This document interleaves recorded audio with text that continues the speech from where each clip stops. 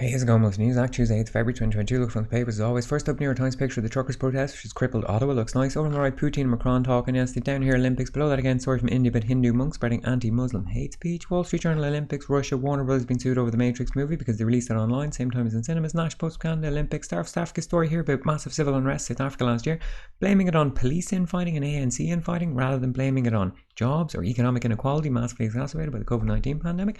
Grandma from Cuba, usual party news, quote from Fidel down the bottom. In the analysis of any social problem, it is necessary to turn to science. Yes, indeed. Thank you, Fidel. Jerusalem Post, big story this morning. Benjamin Nahu's corruption trial being put on hold because allegedly cops were using Pegasus software to spy on his son and his aide's phones. Now, this has only been reported by one Israeli newspaper. No other newspaper was able to verify this. The newspaper that reported it cited no sources, so reeks of psyop. Tehran Times, Vienna nuclear talks, US school shootings. The Hindu from India, China defense choice of PLA Galwan soldier as torchbearer. PLA, People's Liberation Army, that's the army. China, Galwan, region between China and India that's disputed. In 2020, there was a dispute between the two and a bit of an incident where 20 Indian troops died and 38 Chinese troops died. This lad survived, got appointed torchbearer. India not happy. They've pulled their diplomat from there. India's one athlete will remain at the games. Best of luck to them. The Australian, there's a lad who was a cop up on trial on a murder charge. He shot a lad 3 times, twice in the back when he was already incapacitated. Global Times China, there's a lad winning a medal for China. Congratulations. I have to say, the Chinese outfits are on point this year. Look at that. It just looks fantastic on them. No one can touch them in the fashion stage, to be honest. Down here, China kicks off Year of the Tiger with stock rally, gold medal. Yes, most prosperous year ahead. Line only go up. Irish Examiner, there's a boat that was left to rot for years in Cork Harbour. It's now tipped over. It's leaking oil into the sea. Underneath that, price line go up. Irish Sun, something about the lotto. Some story about a lad who drop kicked his own cat, some Premier League footballer, and filmed it and put it online. He's going to be cancelled now, thankfully. Irish Daily Mail, lifestyle, celebs, family spending less on shopping now apparently. Okay, people being forced into buying microwavable TV dinners, stuff like that. The Herald from Scotland, there's Her Majesty's troops saluting her being 70 years on the throne by firing guns on an unsuspecting population. Financial Times, there's Macron and Putin having a conversation. Yes, they're surprised they could hear each other sitting at that table, to be honest.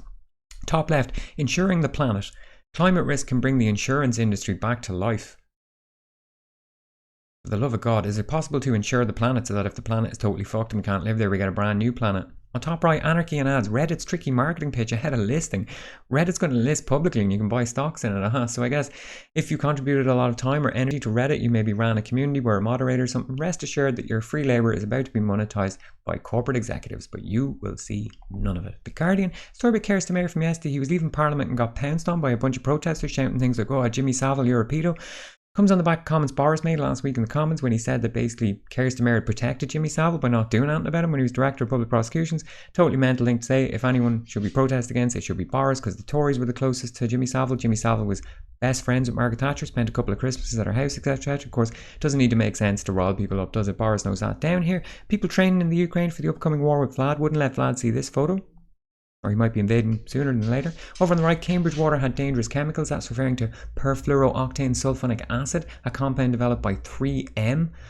They basically put it in a compound called Scotchgard, and it worked as a stain and durable water repellent for fabric, furniture and carpets, things like that. It turns out it's persistent, bioaccumulative and toxic to mammalian species. The company knew about this since the 1970s, but no action was taken on it until the 90s when they detected the compound in blood from global food banks. They once paid the state of Minnesota $850 million to settle a $5 billion lawsuit over drinking water contaminated by this compound. Of course, industrial society and its consequences. The Times, has Jimmy Carr had his last laugh? Jimmy Carr's getting cancelled over some joke he made about the Holocaust. I'm not even going to look into it. Jimmy Carr's a bad comedian and deserves to be cancelled. Keir Starmer story. Down here, there's the Duchess of Cambridge going to read a bedtime story to kids for Children's Mental Health Week. Oh my God. I presume Uncle Andy, Duke of York, is not in the picture, considering that he's involved in an ongoing court case alleging that he raped an underage girl, was trafficked for Jeffrey Epstein. People have been in points here, did not kill himself. R.I.P. Ukraine below that. Independent 4 stories on top. A new member for Prime Minister's Clown Circus. That's a reference to Guto Hari, who's the new Director of Communications. Supposedly, Boris sang I Will Survive at him on the first day in office. And there's another ABBA connection to Partygate. Apparently they were listening to a lot of ABBA music at one of the parties, and this has caused Benny Anderson from ABBA to come out and say that the party was not an ABBA party but a Johnson party where they happened to play some ABBA music. Very funny. Besides that, social care, TV, some lifestyle crap, Olympics, Jimmy Savile, Keir Starmer story, Dave Torgoff. There's the Queen's horses getting ready to fire those gun salutes yesterday and be terrorised by the sounds of explosives going off. Down there, Nord Stream pipeline, Russia. Daily Express, Keir Starmer's story. Boris, there's Duchess again. Daily Mail, King Charles will live at Buckingham Palace. Can't wait for the reign of King Charles. That's going to be great. Daily Mirror, Kirsten Mayer story, Boris, Metro, Kate, Kirsten Mayer story, iNewspaper. Dad got it wrong about universities. Ewan Blair, that's Tony Blair's son. He basically founded a startup that bypasses universities by getting young people to say, hey, come get an apprenticeship at Google and pay us a lot of money. He's now a multimillionaire, worth more than his father, apparently. Down here, the toxic chemicals you didn't know were in your body. Is it perfluorooctane sulfonic acid, which has been leaked into drinking water all around the world? The sun, which we usually don't have, it was uploaded in place to star. Same thing about that lad kicking the cat. And over here, Boris's new PR lobbied number 10 for the Chinese. That's another reference to Guido Hari. Good times at number 10. New faces, same old shit. Boris still the Prime Minister. Prince Andrew's still the Duke of York.